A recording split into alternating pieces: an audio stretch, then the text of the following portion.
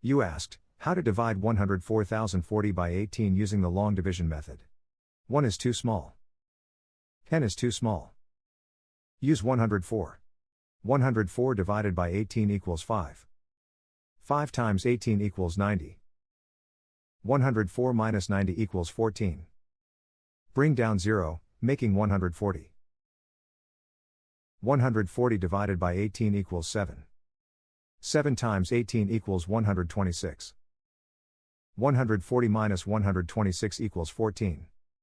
Bring down 4, making 144. 144 divided by 18 equals 8. 8 times 18 equals 144. 144 minus 144 equals 0. Bring down 0, making 0. 0 divided by 18 equals 0. 0 times 18 equals 0.